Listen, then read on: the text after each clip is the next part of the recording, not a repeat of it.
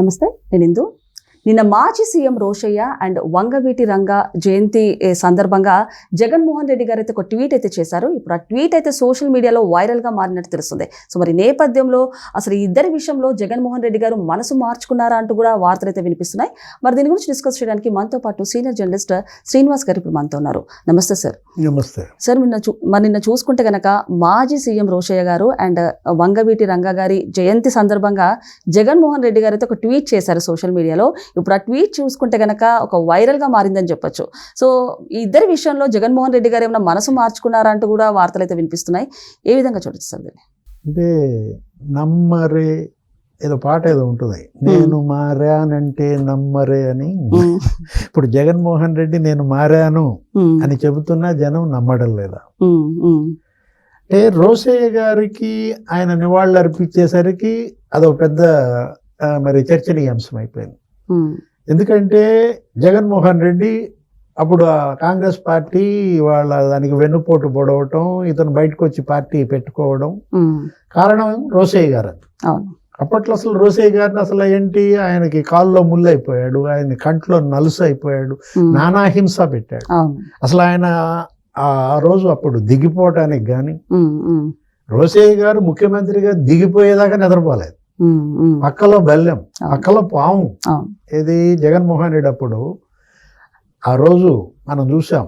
ఆయన ప్రభుత్వాన్ని కుదురుకోనీయకుండా కాంగ్రెస్ పార్టీలో కొంతమంది ఎమ్మెల్యేలను తన వైపు లాక్కుని ఎన్ని హింసలు పెట్టాడు. అసలు ఆయన చనిపోయారు. రోషయ్య గారు చనిపోతే కనీసం సంతాపం చెప్పలా. రోషయ్య, రాజశేఖర్ రెడ్డి మనం తెలుసు. జగన్మోహన్ రెడ్డి తండ్రి రాజశేఖర్ రెడ్డి రోషయ్య అంటే ఎంత అభిమానమో, రోషయ్య గారికి కూడా రాజశేఖర్ రెడ్డి అంటే అంత గౌరవం. అతను ముఖ్యమంత్రిగా, ఈయన ఆర్థిక శాఖ మంత్రిగా 5 ఏళ్ళు 5 బడ్జెట్లు పెట్టాడు.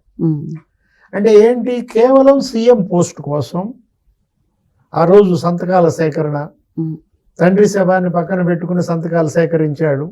చిరంజీవే బయట పెట్టాడు. ప్రజారాజ్యం 17 మంది ఎమ్మెల్యేల మద్దతు కూడా అడిగాడు అని. అంటే జగన్మోహన్ రెడ్డి సీఎం పోస్ట్ కోసం అప్పుడు ఒక పెద్ద ఇది నడిపాడు. కానీ అధిష్టానం అతని యొక్క నైజం తెలుసుకుని అతనికి ఉన్నటువంటి అధికార కాంక్ష, ఆ ధన కాంక్ష, ఇతనేంటి అసలు ఇతని గనక పగ్గాలు ఇస్తే అతను ఆంధ్రప్రదేశ్ని మింగేస్తాడు అన్న భయంతో సోనియా గాంధీ జగన్ని సీఎం చేయకుండా రోషయ్యని సీఎం చేసింది. అంటే నన్ను సీఎం చేయకుండా రోషయ్య చేస్తారా అన్న కక్షతో రోషయ్యకు చుక్కలు చూపించాడు. అదే చెప్పాను కదా, ఆయన చనిపోతే సంతాపం చెప్పలేదంటే. అంటే ఇప్పుడు జగన్మోహన్ రెడ్డి ఎలాంటాడో అతని నిజ స్వరూపాన్ని ప్రజలకు చెప్పినాడు రోషయ్య. ఏదో ఛానల్ ఇంటర్వ్యూలో మాట్లాడుతూ విజయలక్ష్మి నాకు చెప్పుకుని ఏడిచింది, నువ్వన్నా చెప్పన్నా ఆయన కొడుకుని రానీయటలేదు, బెంగళూరు నుంచి రావద్దన్నాడు, నువ్వన్నా చెప్పు అని జగన్ తల్లి నాకు చెప్పుకుని బావురు మంది అని ఈయన చెప్పాడు. అంటే తండ్రికి కొడుక్కి మధ్య అప్పుడు జరిగిన యుద్ధం ఏది, తనని అడ్డం పెట్టుకుని కొడుకు దోచేయడం, ఈ క్విడ్ ప్రోకో, ఈ అవినీతి కుంభకోణాలు, ఈ అక్రమ వసూళ్లు, వీడి వల్ల నాకు చెడ్డ పేరు వస్తుంది, నువ్వు బెంగళూరు నుంచి రావద్దన్నాడు రాజశేఖర్ రెడ్డి. అది విజయలక్ష్మి పాపం మరి కన్న ప్రేమ. ఏది, కొడుకు బెంగళూరులోనే ఉంటున్నాడు, రానివ్వట్లేదు ఈయన అని రోషయ్యకి చెప్పుకుని వాపోయిందని అప్పట్లో మనం ఒక ఛానల్లోనే చెప్పారు. అంటే జగన్మోహన్ రెడ్డి రోషయ్యని ఎంత కక్ష కట్టాడంటే కనీసం దండై సరగడు. ఆయన చనిపోయినాక సంతాపం చెప్పలేదు, ఒక ట్వీట్ అప్పుడు చేయొచ్చు కదా. అంటే నువ్వు ఒక పార్టీ అధ్యక్షుడు, అతను సుదీర్ఘ రాజకీయం నడిపినటువంటి కాకలు తీరిన యోధుడు ఎవరు, రోషయ్య. అంటే అదే అతనికి ఆ కులం మీద కూడా కక్ష. వైశ్య కులానికి ప్రతినిధి రోషయ్య అని చెప్పి ఈయన అసలు వైశ్యులందరినీ కూడా ఇలా బెదిరించటము, లేకపోతే వాళ్ళ ఆస్తుల కబ్జా, అప్పట్లో వాళ్ళ పైన జరిగిన దమనకాండ. సరే, రోషయ్య గారి అది స్టోరీ. ఇప్పుడు ఇవాళ ఏం చేశాడు, ఆయన జయంతి అక్కడ తెలంగాణలో రేవంత్ రెడ్డి మరి విగ్రహాన్ని పెట్టాడు.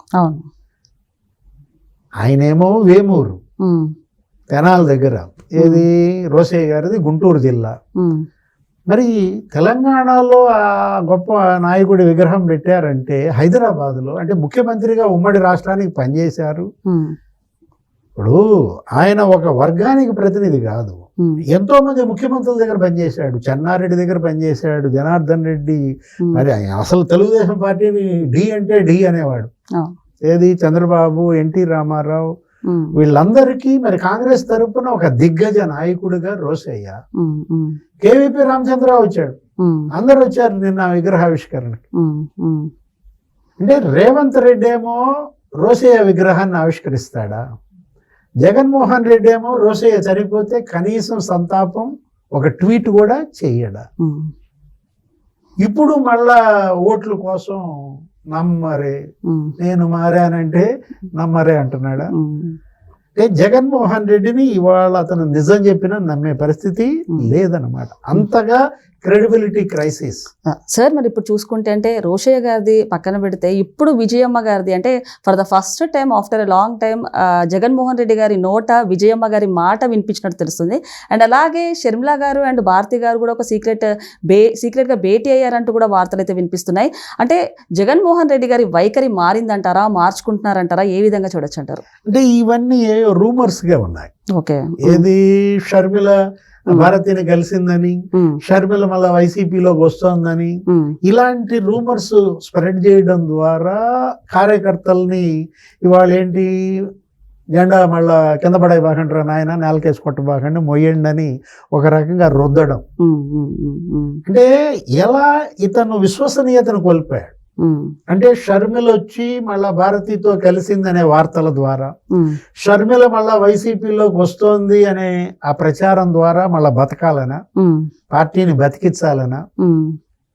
ఇప్పుడు లేకపోతే విజయసాయి రెడ్డి మళ్ళా వైసీపీలోకి వస్తున్నాడని ఇంకో ప్రచారం బిగించేశారు. ఇప్పుడు వీళ్ళంతా జగన్మోహన్ రెడ్డి బాధితులు.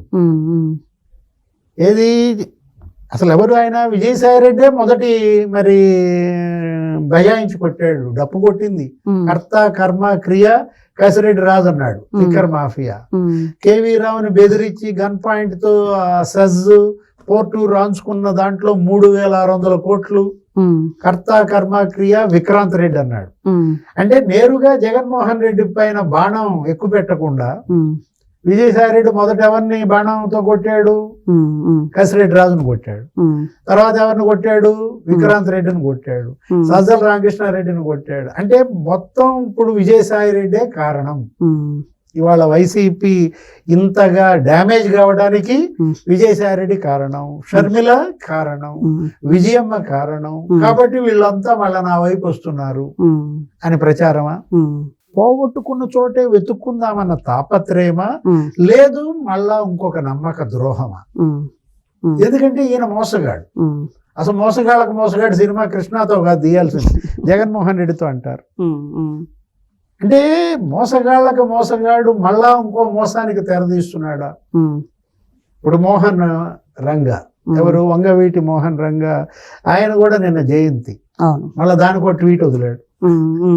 ఎందుకంటే ఇప్పుడేంటి, రంగా కొడుకు రాధ అతనికి చేసిన అన్యాయం. వంగవీటి రాధ అతను మాజీ ఎమ్మెల్యే, అతను జగన్మోహన్ రెడ్డి వైపు వస్తే వైసీపీ తరపునుంటే ఆయన చేసిన అవమానం. వాళ్ళు అందుకే కదా కాపులంతా కూడా ఇవాళ మళ్ళా పవన్ కళ్యాణ్ నాయకత్వంలో జనసేన కూటమిని బలపరిచింది. అంటే కాపు రిజర్వేషన్లని జగన్మోహన్ రెడ్డి వ్యతిరేకించటం, వాటికి మద్దతు ఇవ్వకపోవడం. అప్పుడు చంద్రబాబు కాపు రిజర్వేషన్ ఇచ్చాడు, 5% రిజర్వేషన్ ఈడబ్ల్యూఎస్ కాపులకి ఇస్తే జగన్మోహన్ రెడ్డి కాపుల రిజర్వేషన్లను వ్యతిరేకించటం. ఎక్కడ అది కూడా నీకు కాపు బెల్ట్లో పాదయాత్ర చేస్తూ, గోదావరి జిల్లాలో పాదయాత్ర చేస్తూ ఇవ్వాల్సిన అవసరం లేదన్నాడు. అంటే కాపులు జగన్మోహన్ రెడ్డికి ఎందుకు దూరం అయ్యారు? చంద్రబాబు హయాంలో కాపు కార్పొరేషన్ పెట్టారు, కాపుల సంక్షేమ సంస్థ, కాపు కార్పొరేషన్ పెడితే వెల్ఫేర్ కార్పొరేషన్, దానికి నేను 5,000 కోట్లు ఇస్తా, 10,000 కోట్లు ఇస్తా అని చెప్పి 5 ఏళ్ళు ముఖ్యమంత్రిగా ఉండి కనీసం దానికి నిధులు ఇవ్వకుండా నీరు గార్చాడు. అంటే కాపు వెల్ఫేర్ కార్పొరేషన్ నీరు గార్చడం కాదు. ఇప్పుడు మళ్ళా కాపుల పైన కపట ప్రేమ. ఏ కాపులైతే నన్ను ఓడించారో ఆ కాపుల ఓట్ల కోసం ఇప్పుడు మళ్ళా వంగవీటి డ్రామానా. వంగవీటి రంగాన్ని మరి తీవ్రంగా అవమానించాడు, రౌడీ అన్నాడు గౌతమ్ రెడ్డి. రంగాన్ని రౌడీ అన్నటువంటి గౌతమ్ రెడ్డిని సస్పెండ్ చేసినట్టుగా ఊరికి ఒక నాటకం ఆడి మళ్ళా అతను తీసుకొచ్చి ఫైబర్ నెట్ కార్పొరేషన్ చైర్మన్ చేశాడు. అంటే రంగాన్ని రౌడీ అన్నాడిని నువ్వు ఫైబర్ నెట్ కార్పొరేషన్ చైర్మన్ చేసి మినిస్టర్ హోదా ఇచ్చావే, నీకు రంగా మీద ప్రేమ, రాధా మీద ప్రేమ, కాపుల మీద నీ కపట ప్రేమ, ఇవాళ మళ్ళా కాపులు నిన్ను నమ్ముతారా? మనం చూసాం ముద్రగడ పద్మనాభం కుటుంబాన్ని ఎలా చేశారు. కాకలు తీరిన యోధుడు ఎవరు? ముద్రగడ పద్మనాభం. అలాంటి వాడిని ఇవాళ ఆయన కూడా చెప్పాడు, ఏమని, నేను ఇప్పుడు పద్మనాభం కాదు, నా పేరు మార్చుకున్న పద్మనాభ రెడ్డి అన్నాడు. ఆయన అసలు దానిపైన ఒక గెజిట్ కూడా తెచ్చుకున్నాడు. అంటే ఒక కాపు ఉద్యమం కోసం పనిచేసిన ఒక పోరాట యోధుడిని పద్మనాభ రెడ్డి అని పేరు మార్చుకునేలాగా చేశాడంటే జగన్మోహన్ రెడ్డి, కాపులంటే అతనికి ఉన్న హేళన, చులకన. ఇప్పుడు ఈ రంగా విగ్రహం లేకపోతే రంగా జయంతి నివాళులు అంటే నమ్ముతారా? ఇప్పుడు అదే ఇవాళ జగన్మోహన్ రెడ్డి అతనేంటి, జనం నమ్మడం లేదు, కుటుంబం నమ్మడం లేదు, పార్టీ నమ్మడం లేదు, ఎవరు అతన్ని నమ్మడం లేదు. కాబట్టి ఇప్పుడు ఈ డ్రామాలు. ఓకే సార్, నమస్తే. నమస్తే.